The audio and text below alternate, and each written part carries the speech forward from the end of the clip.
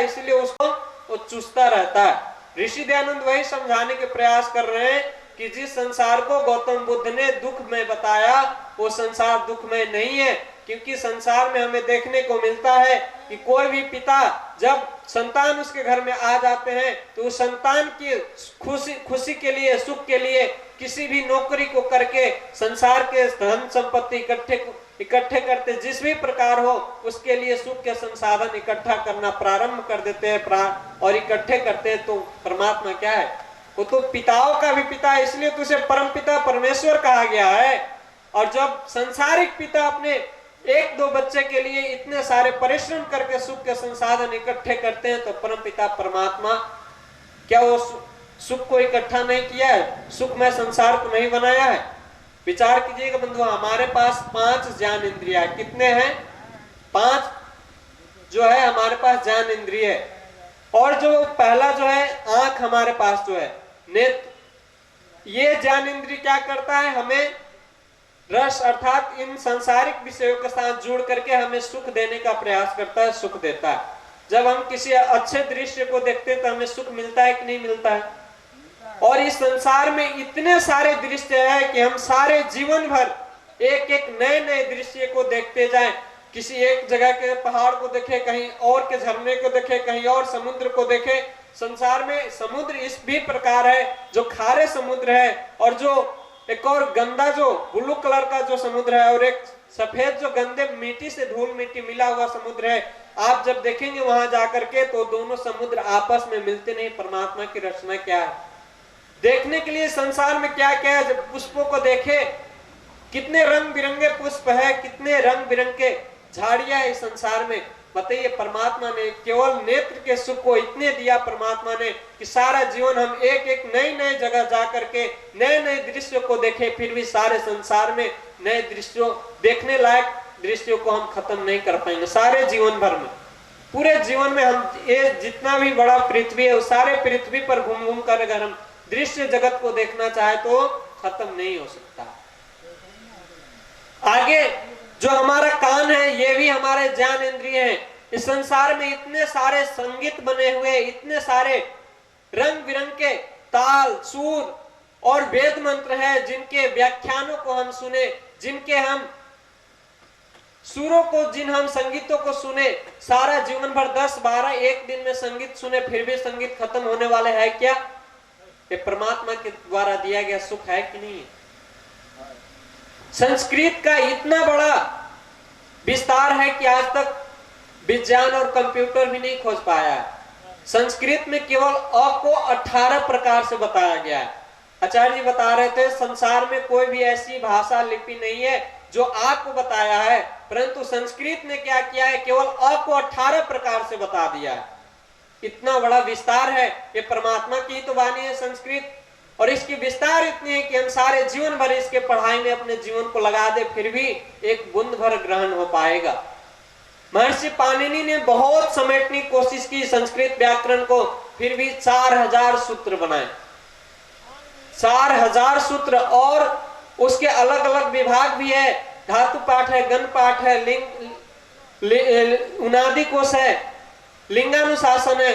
वो अलग अलग विभाग जो है वो तो उसको पढ़ना अलग है। और केवल सूत्रगत किया व्याकरण को तो 4000, लगभग 4000 सूत्र हुए। तो बताइए, संस्कृत परमात्मा का दिया गया वाणी इतना विस्तार है। बताइए, अब कान का जो सुख है वो संसार में कम है? आगे बढ़िए, सूंघने की जो हमारे नाक में शक्ति है, इस संसार में इतने सारे रंग बिरंगे पुष्प है, फल है, औषधियां है, जिन्हें हम सारे जीवन भर सूंघे फिर भी खत्म होने वाले नहीं। इतने रंग बिरंगे, हर देश में जाइए, हर जगह एक दो नए प्रकार के पुष्प, नए प्रकार के फल आपको दिखने को मिलेगा। आगे बढ़िए, जीव जो हमारे रचना है, जो स्वाद को चखता है, इस संसार में इतने प्रकार के पकवान भरे हुए। हमारे देश में, इंडिया में चले जाइए, भारत में जितने राज्य है, सारे राज्य पे अपने अपने एक नए नए तरीके के पकवान है। विदेशों में चले जाइए, वहां भी एक नए नए तरह के पकवान है। ये रचना का सुख है। सारा जीवन भर भी हम अगर नए नए पकवानों को खाते रहे फिर भी खत्म होने वाले हैं क्या? नहीं खत्म होगा। इतने सारे रंग बिरंगे फल है, औषधियां है, कभी भी खत्म होने वाले नहीं है। संसार में इतने रंग बिरंग, त्वचा का सुख, इतने सारे स्पर्श करने योग्य पदार्थ है संसार में, अगर हम टच करके केवल सुखी होना चाहते हैं, देखना चाहते हैं, महसूस करना चाहते हैं, इतने रंग बिरंग के पदार्थ है कि जिसको हम सारे जीवन भर भी प्रयास करें फिर भी उसको हम संपूर्ण रूप में परमात्मा की सृष्टि को नहीं देख सकते, नहीं जान सकते। ये केवल एक पृथ्वी की बात हो गई, परमात्मा ने इसे ऐसे सैकड़ों सृष्टि की रचना की हुई है जो हमसे अज्ञान, हम उसको जानते नहीं है, परंतु वेद में आता है कि परमात्मा ने इस संसार में ऐसे अनेकों सौर्य मंडल का रचना किया हुआ है। परमात्मा की उपकार हमारे ऊपर कम है, हम अपने सारे जीवन लगा करके परमात्मा के एक प्रकार के जो हमारे पास सुख परमात्मा ने दिए, नेत्र के सुख हो, चाहे कान के सुख हो, चाहे रसना जीव के सुख हो, उसको हम सारा जीवन भर प्रयत्न करने के पश्चात भी नहीं अनुभव कर पा रहे हैं। ऐसे परमपिता परमात्मा को दयालु कहना क्या गलत होगा? ये संसार सुख सुख के लिए रट लगा रखा है, फिर भी संसार किस लिए मंदिरों में दौड़ लगा रहा है? उसे सुख की कमी है, सुख नहीं दिखाई पड़ता है। लेकिन परमात्मा ने तो बता दी कि सारे जीवन भर प्रयास करो फिर भी तुम एक इंद्रिय से जो तुम्हें सुख मिलने वाला है, नित्य नए नए सुख मिलने वाला है, उसे तुम सारे जीवन भर में खत्म करने के तुम्हारे अंदर क्षमता नहीं है, तुम खत्म नहीं कर सकते। परमात्मा ने इतने सारे सुख के संसाधन दे रखे हैं इस संसार में, फिर भी मनुष्य दुखी क्यों होता है? व्यक्ति जब दुखी होता है तभी वो भगवान के पास दौड़ता है, और जब सुखी होता है तो नहीं डरता। कहा ना किसी ने कि सुख दुख में सुमिरन सब करे, सुख में करे न कोई, जो सुख में सुमिरन करे तो दुख काहे को हो। कारण तो यही आती है ना। पूछा ऋषियों से कि बताइए प्रभु, ऋषियों से पूछा गया कि बताइए महर्षि सुख के साधन क्या है, सुख के कारण क्या है, सुख प्राप्ति करने का कारण क्या है? तो वहां बताते हैं कि सुखस्य मूलम धर्म, सुख के जो मूल है वो क्या है? धर्म है। आज इस संसार में जितने भी दुख हैं, ये सारे गुरुडम बात, जितने भी गुरु लोग बैठे हैं वो क्या कर रहे हैं? आपके दुखों को कम करने के लिए ठेका ले रखे हैं कि नहीं, अरे हरी चटनी और लाल चटनी के साथ समोसे खाओ, तुम्हारे दुख खत्म हो जाएंगे, कल्याण हो जाएंगे। मैं इस मंच से दावा करता हूं कि केवल आप अपने सिद्धांतों को जान लेंगे तो आपके 50% दुख कम हो जाएंगे। आप दुख के बारे में जानते नहीं, दुख कहते किसे, दुख है क्या, दुख का विभाजन अगर आप करते हैं और सिद्धांतिक रूप से, तार्किक रूप से विचार करते हैं तो आपके दुख कम हो जाएंगे, 50% अभी के अभी कम हो जाएंगे। एक होता है दुख और एक होता है कष्ट, दोनों में अंतर है ही वन है। आज ये सारा संसार दोनों को एक मान करके जी रहा है, चल रहा है, दुख को भी एक मानता है और कष्ट को भी एक मानता है।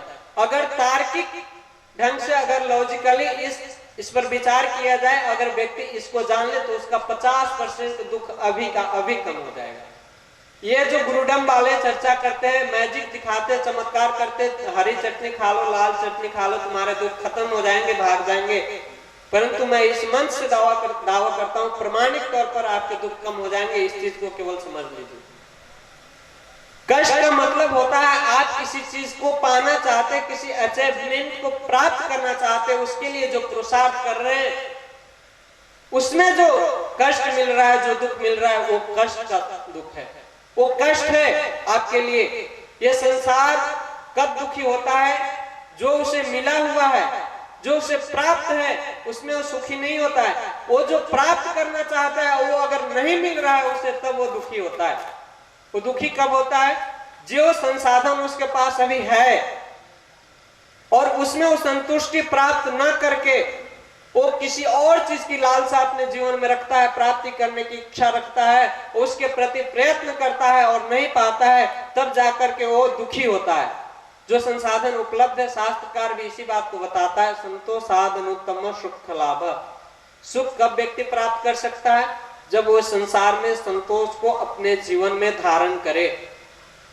मैं बता रहा था कष्ट क्या है, दुख को तो साइड में रखते हैं, पहले कष्ट के ऊपर चर्चा करते।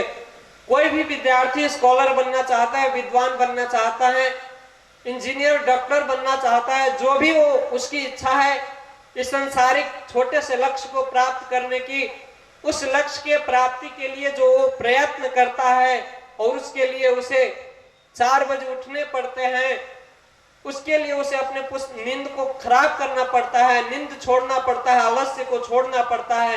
न जाने कितने सारे ग्रंथ है, कितने सारे किताबें मोटे मोटे, उसे याद करना पड़ता है, पढ़ना पड़ता है। अगर व्यक्ति उसको भी दुख समझ के जी रहा है कि नहीं जी रहा है संसार में। किसी व्यक्ति को यहाँ से कलकत्ता जाना है और उसको जाने में जो कष्ट है किसी काम के लिए, उसको व्यक्ति दुख समझ रहा है कि नहीं समझ रहा है।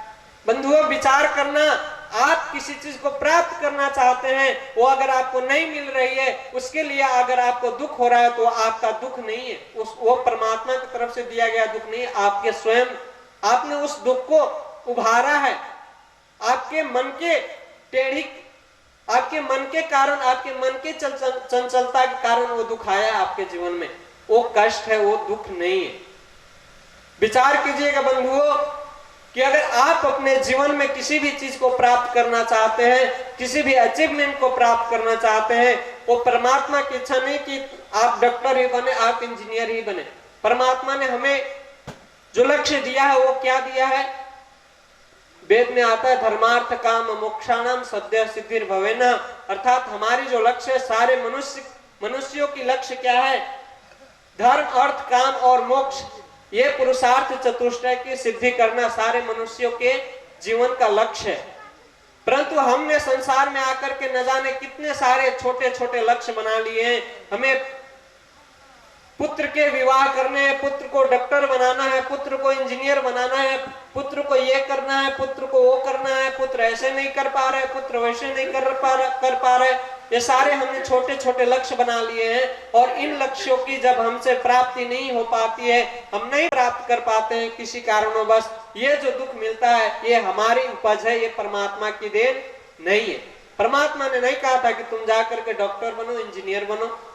परमात्मा ने तो कहा था धर्म, अर्थ, काम और मोक्ष की सिद्धि के लिए भोगा पौर्गार्थम दृश्यम, ये संसार को भोग और पौर की सिद्धि के लिए मैंने तुझे दिया। परंतु हमने आकर के तो यहाँ अलग ही तामझाम शुरू कर दिया है, अलग प्रकार के नखरे चालू कर दिए और इसके कारण हमें दुख मिल रहा है। तो हम परमात्मा को दोष दे रहे हैं कि परमात्मा हमें दुखी कर रहा है। शराब परमात्मा ने नहीं कहा था बना करके पीना। ये जितने भी फल, औषधियां, वनस्पतियां परमात्मा ने दी है हमें निरोग रखने के लिए, हमें सुखी रखने के लिए, हमें मजबूत बलवान बनाने के लिए दिया है परमात्मा ने। लेकिन लोग अपने बुद्धि की उपयोग कर रहा है और क्या कर रहा है, उस फलों को सड़ा करके शराब बना रहा है, उसमें केमिकल डाल रहा है और पी करके अपने लीवर को खराब कर रहा है, अपने स्वास्थ्य को खराब कर रहा है, अपने परिवार को बर्बाद कर रहा है, अपने धन संपत्ति को बर्बाद कर रहा है। परमात्मा का उपदेश है। और जब व्यक्ति असहाय हो जाता है, दुखी हो जाता है, निराश हो जाता है, हताश हो जाता है, तब कहता है परमात्मा कोई रास्ता बताओ। लेकिन परमात्मा ने तो पहले ही सदाचार का रास्ता बतला रखा है। यही बात सिकंदर के जीवन में घटा। जब वो भारत में आया और जब उसे जीतने का मौका नहीं देखा, वो जब देख रहा है कि मेरी सेनाएं हार रहा है, मैं परेशान हूं, क्या करूं, हमारी सेनाएं वापस लौटने के लिए कोलाहल मचा रहा है, परेशान था सिकंदर। सिकंदर कहता है कि वो अपने एक जो मित्र थे उस मित्र को बुला करके कहता है, मित्र कोई ऐसा रास्ता बताओ। भगवान से कहता है प्रार्थना करो। वो भी किसी भगवान को मानता था, कहा कि इस भगवान से प्रार्थना करो मेरे लिए कि मेरे बेचैनीता को दूर करे, कोई रास्ता बताए, मैं यहाँ से क्या करूं। तो उसके मित्र ने बहुत ही सुंदर जवाब दिया था। वो भी यही कहा था कि परमात्मा ने, भगवान ने तो हमें पहले ही सदाचार का रास्ता बता रखा है, ये तो हमने अतिक्रमण किया है अपने जीवन में आकर के, जिसके कारण हमें दुख मिल रहा है। तो बताइए कि आपके जीवन में जो दुख है वो 50% कम होंगे कि नहीं होंगे? इस सिद्धांत को केवल आप अपने जीवन में लागू करें कि आप जो प्राप्त करना चाहते हो, अगर प्राप्ति नहीं होती है, अगर प्राप्ति होती भी है तो बहुत सारे कष्ट बाधाओं को झेल करके प्राप्ति होती है, तो प्राप्ति में जो आपको दुख उत्पन्न होता है, दुख मिल रहा है, वो दुख मिलने का कारण आप स्वयं है, उसमें परमात्मा के कोई भी, परमात्मा की तरफ से कुछ भी दिया नहीं जा रहा है। किसी ने कहा कि आज अपने दुख से व्यक्ति दुखी नहीं है, दुखी किससे है? दूसरे के सुख से दुखी है। पड़ोसी के 2 तल्ले घर बन गए, पड़ोसी के घर पर 4 चक्के आ गए, तो हमें टेंशन बढ़ गई हमारी। हम परेशान हो रहे हैं कि उसके पास 2 तल्ला घर है, उसके पास कार आ गया, हम आज भी मोटरसाइकिल पर चल रहे हैं, हम आज भी फूस के घर में रह रहे हैं।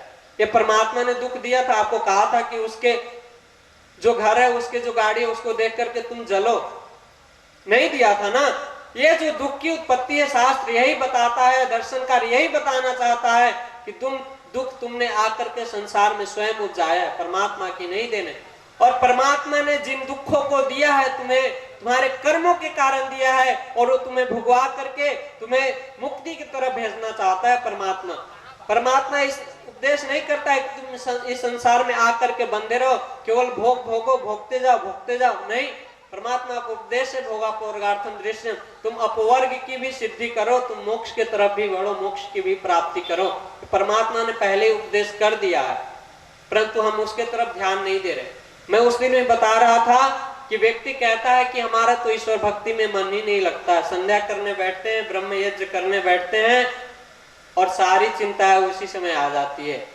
आज पति ने ये कहा था, आज बेटे ने ये कहा था, आज भाई ने ये कहा था। जब हम संध्या करने बैठते हैं, सारी की सारी चिंताएं उसी समय आ जाती है।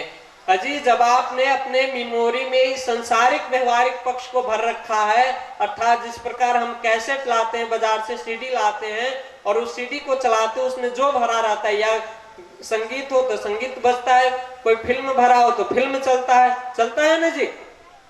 उसी प्रकार हमने अपने दिमाग में तो यही भर रखा है, टिफिन भर रखा है, भोजन भर रखा है, ये व्यवस्थाएं भर रखे, घर बना कि नहीं बना, ये टेंशन और टेंशन, यही सारे तो भर रखे हैं। फिर हम परमात्मा की भक्ति करने बैठेंगे तो परमात्मा की भक्ति में मन लगेगा? नहीं लग सकता है ना। प्रार्थना कहते हैं, प्रार्थना किसे बताया ऋषि ने? अपने पूर्ण पुरुषार्थ के उपरांत, जब हम किसी चीज को पाना चाहते हैं, उसको अगर हम नहीं पा रहे हैं, उसमें जब हमने पूर्ण पुरुषार्थ किया, अगर फिर भी हम नहीं पा रहे हैं, तब परमात्मा से याचना करते हैं, सहायता की याचना करते हैं, वह किसी सामर्थ्यवान मनुष्य से सहायता की याचना करते हैं, तब हमारी प्रार्थना सफल होती है। कोई व्यक्ति गठरी लेकर के, बोझ बड़ा लेकर के बैठा हुआ है, और कहे किसी को चल उठा दे, तो कोई उठाएगा? नहीं, जल्दी उठाएगा। लेकिन वही व्यक्ति जब खुद उठाने की चेष्टा करता रहता है, थोड़ा उठाता है, नहीं उठ पाता है, फिर रखता है, फिर कोशिश करता है उठाने की, और सामने से कोई व्यक्ति अगर जाता हो तो देखता है, तो देखते रह जाता है क्या? वो उसके कहे बिना ही जाकर के उससे हाथ लगा देता है, उठा देता है। यही हमारी मानवता है, यही हमारी भारतीय संस्कृति है। उठाते कि नहीं उठाते हैं? वही ऋषि लिखते हैं कि अपने पूर्ण पुरुषार्थ के उपरांत, और कर्म कैसे उत्तम कर्म हो, अगर हम चोरी करने जाए, अनाचार करने जाए, दुष्ट काम करने जाए, और वहां हम प्रार्थना करते हैं, तो कभी भी कोई सामर्थ्यवान व्यक्ति भी सहायता नहीं करता है, तो परमात्मा काहे को भला सहायता करेगा उस व्यक्ति की।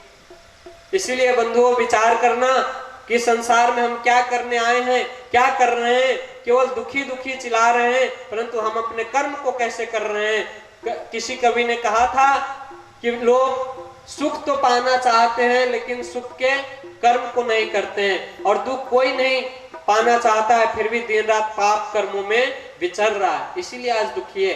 इसीलिए बंधु, हम अपने कर्मों के ऊपर ध्यान दें। जो शास्त्र में आया, हियम दुखम अनागतम, हम आने वाले दुखों से बच सकते हैं। जिस प्रकार बरसात आने से पहले क्या करता है, लोग अपने घरों को सजा लेता है, छा लेता है, अपने छाती के कमानी को सही कर लेता है, ठीक उसी प्रकार हमारे जीवन में जो आने वाले दुख है, उससे हम बच सकते हैं। तो हम अपने जीवन को सुदृढ़ बनाएं, अपने जीवन को व्यवस्थित करें, और जिस लक्ष्य को लेकर के हम संसार में आए हैं उसके प्रति ध्यान दें, तभी हमारा जीवन सार्थक होगा। आइए, इतना ही करके मैं अपनी वाणी को विराम देता हूँ। इतियोम सम। आप सभी को बहुत बहुत धन्यवाद, आप लोगों ने मेरे विचारों को सुना। इतियोम सम।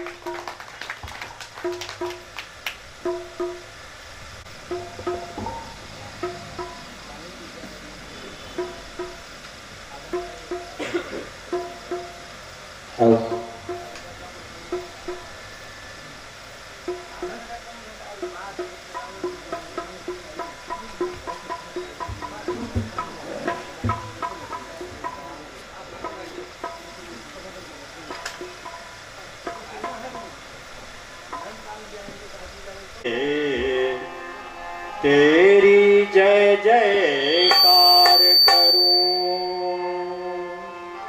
हर पल सुमरूं नाम तेरा, तेरा ही गुणगान करूं। तप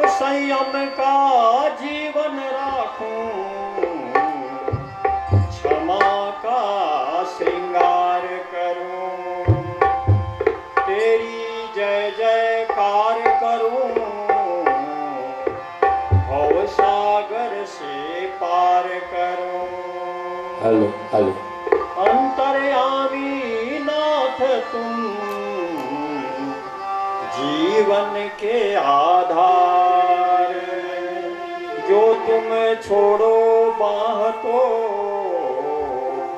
कौन लगाए पार, कौन लगाए पार। मंच पर विराजमान देवरिया से आई चंदी में श्री प्रज्ञा जी, नेपाल आर्य समाज के उपाध्यक्ष सत्यनारायण जी, आज विभिन्न समाजों से आए हुए आर्य विद्वानगण, मातृशक्ति, नन्हे मुन्ने बाल बालकों, वाद्य पर संगत कर रहे हमारे कलाकार महोदय,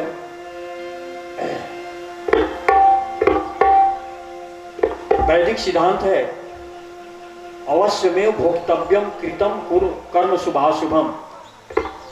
मनुष्य जैसा कर्म करता है उस कर्म फल को उसे भोगना पड़ता है, वह उस फल से बच नहीं सकता। एक मैंने दृष्टांत पढ़ा था, एक 3 दिन का भूखा श्याल नदी के किनारे वो जा रहा था, तो उसने देखा कि एक बहुत सुंदर नौजवान का लाश पड़ा हुआ है और उस तरफ दौड़ा वो, क्योंकि वो 3 दिन का भूखा था। तो उसी किनारे पर एक संत महात्मा पहुंचे हुए थे, पहुंचे फकीर थे, टहल रहे थे, तो देखा श्याल को, तो उन्होंने कहा, अरे रे रे जामुका मुंच मुंच, अरे वो श्याल जरा रुक रुक, हस्त उदान। तो कहा महाराज आप ये क्या कर रहे हैं, मैं 3 दिन का भूखा हूं। तो मैं वही तो कह रहा हूं कि तुम जिसको खाने जा रहे हो उसके कीर्ति वृत्ति को तो सुन ले। तो उसने कहा, हस्त उदान विवर्जित श्रुति पुटौ सार सत्य द्रोहिणौ, नेत्रै साधु विलोकन रहिते पादौ न तीर्थम गतम, अन्याय अर्जितम विद पूर्ण मुद्रम, गर्भे न तुंगम शिरा, रे रे जाम का मुंच मुंच, सह चामी चैन निचम सुलिंदम बपू। अरे वो श्याल जिसको तू खाने जा रहा है उसकी कीर्ति को तो सुन ले।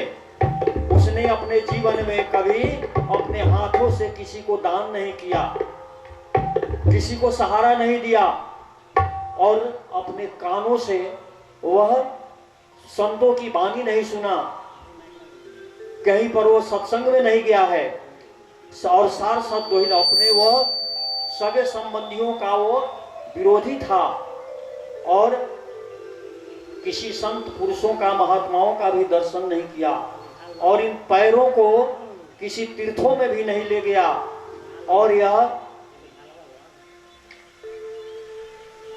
अन्याय से धन का अर्जन किया था, और यह सर ऊंचा करके चलता था, यह गर्व से पागल होकर चलता था, इसलिए यह उसका कोई भी अंग तेरे खाने लायक नहीं है। इसके सगे संबंधी किनारे पर आकर के इसके लोग छोड़ गए हैं, ऐसे ही कोई इसका गति करने वाला नहीं हुआ, इसलिए तेरे खाने लायक नहीं है। वह 3 दिन का भूखा श्याल वापस हो गया। जरा आप सोचे कि मनुष्य का मरने के बाद भी उसका कर्म उसका पीछा नहीं छोड़ता है, उसके साथ जो है सो लगा रहता है। तो आइए, कर लो भला होगा भला, अंत भला तो सब भला, ओ मानो रे, ओ मानो रे,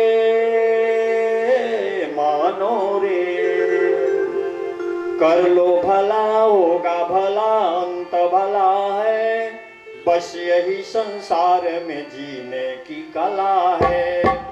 कर लो भला होगा भला, अंत भला है, बस यही